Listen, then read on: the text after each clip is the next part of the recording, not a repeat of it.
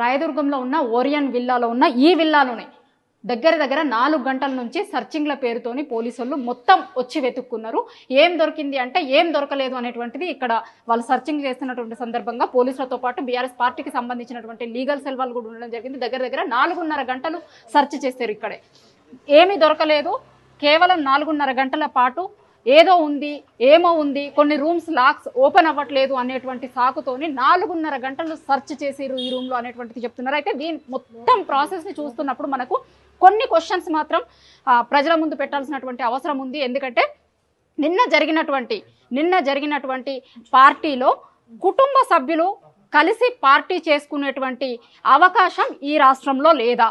కుటుంబ సభ్యులు ఒక ఫ్యామిలీ పార్టీ చేసుకుంటే కూడా పోలీసుల పర్మిషన్లు తీసుకోవాలా? ఎందుకంటే నిన్నటి నుంచి జరుగుతున్నటువంటి పరిణామాలన్నీ చూస్తే ఇవే ప్రశ్నలు తలెత్తుతున్నాయి. ఎందుకంటే అక్కడ జరిగినటువంటిది కేవలం ఒక ఫ్యామిలీ పార్టీ అనేటువంటిది ఆ ఫ్యామిలీకి సంబంధించినటువంటి వాళ్ళందరూ చెప్తున్నారు.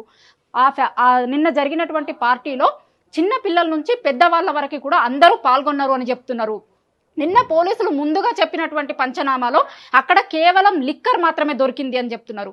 కానీ ఈ రోజు వరకు వచ్చేసరికి అక్కడ డ్రగ్ పార్టీ జరిగిందని, లేదంటే రేవ్ పార్టీ జరిగిందని, నిజంగా రేవ్ పార్టీ జరిగితే కనుక చాలా మంది తల్లిదండ్రులతో పాటుగా వచ్చారు. అక్కడ జరిగినటువంటిది ఫ్యామిలీ ఫంక్షన్ కాబట్టి 2 సంవత్సరాల పిల్లల నుంచి 70 ఏండ్ల వరకు ఉన్నటువంటి పిల్లలు ఉన్నారు అనేటువంటిది ఆ ఫంక్షన్లో ఉన్నటువంటి వీళ్ళ ఫ్యామిలీ మెంబర్స్కి సంబంధించినటువంటి కొంతమంది చెప్తున్నారు. కాబట్టి ఇక్కడ ఒక మెయిన్ ప్రశ్న తలెత్తుతుంది. ఫ్యామిలీ పార్టీని రేవ్ పార్టీగా మార్చేటువంటి ప్రయత్నం ఎందుకు చేస్తున్నారు? దాంతోపాటుగా ఇంకా కొన్ని క్వశ్చన్లకి కూడా ప్రభుత్వం సమాధానం చెప్పాల్సినటువంటి అవసరం ఉంది అనేటువంటిది బీఆర్ఎస్ పార్టీకి సంబంధించినటువంటి నాయకులు చెప్తున్నారు. ఎందుకంటే మహిళలు ఉన్నటువంటి చోట్లో అక్కడికి వెళ్ళి వాళ్ళ పర్మిషన్ లేకుండా విజువల్స్ తీసి ఆ విజువల్స్ అన్నింటినీ పోలీసులు రిలీజ్ చేయకుండా కొంతమంది సోషల్ మీడియా ప్లాట్ఫామ్స్లోకి ఆ విజువల్స్ ఏ విధంగా వచ్చాయి అనేటువంటిది బీఆర్ఎస్ పార్టీకి సంబంధించినటువంటి నాయకులు అడుగుతున్నారు.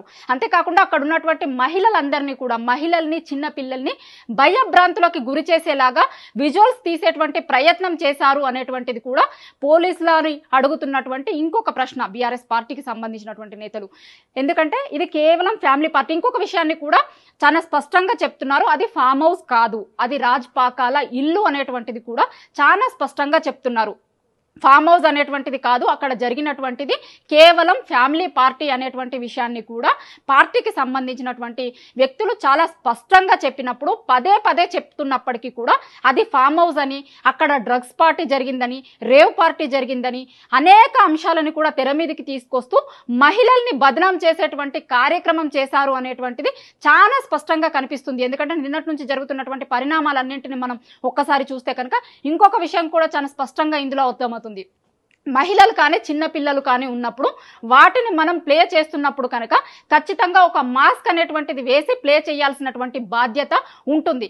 కానీ అవేవి లేకుండా చాలా మంది మహిళల మొహాల్ని చూపిస్తున్నారు, చిన్న పిల్లల మొహాల్ని చూపిస్తూ విజువల్స్ని కూడా ప్లే చేస్తున్నారు. సో ఇదంతా కూడా ఎవరి డైరెక్షన్లో జరుగుతుంది అనేటువంటి క్వశ్చన్స్ మాత్రం ఇవాళ తెలంగాణ సమాజం అడుగుతుంది.